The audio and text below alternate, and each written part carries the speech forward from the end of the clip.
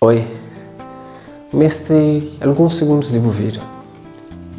Sabe, é bem alguém ocupado e deve ter muitas coisas importantes para fazer, por isso nunca sempre perder tempo com a apresentação.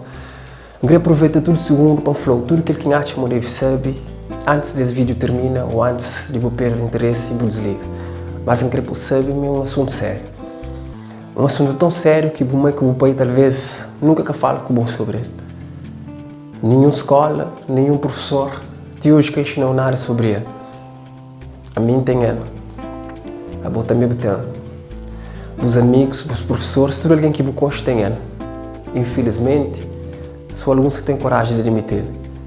Eu quero falar com você sobre o sonho. Vou ouvir direito. O sonho. Mas se você mal também pode repetir. O sonho. Vai ser o momento ideal de você decidir se você quer continuar todo esse vídeo ou se é melhor você desligar. Na verdade, nunca sabe qual que é o sonho. Mas tenho certeza que tem um. Se você é feito de carne e osso acima de mim, acredita, você é só mais um. Quando eu era pequenote, talvez esta falava que eu era bonito e especial. Quando eu começo a criar e eu começo a acreditar nele, eu falo, meu despacho eu cria. Meu despacho, eu tenho tempo mais para brincar com coisas de menino. Confundido, eu fico sem entender se eu deve acreditar para o poder hoje ou hoje só depois acredita. Pressa na cria, eu para, eu penso. Eu sei, eu fecho a porta, eu fecho o sonho naquele mesmo quarto seguro que deixa aquele menino. Traz tudo os medos, insegurança, traz tudo os preconceitos, traz aquela aliança que hoje está carregando no dedo. Pois é, hoje eu pude dar como na peito e falar, meu homem grande, para além de bom marido, meu pai de filho, nunca tem tempo para brincar com coisas de menino, não tem responsabilidade para assumir, não tem conta no final do mês.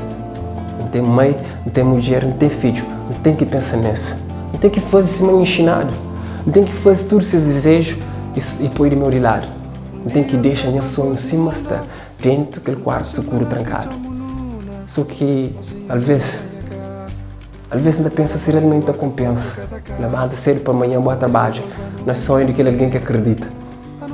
Às vezes ainda pensa assim, a mulher realmente está mãe ou se você está vivendo um sonho que nunca foi meu sonho.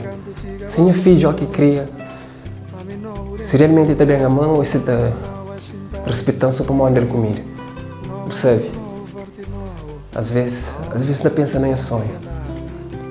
Aliás, quase sempre ainda pensa nem sonho. E bom.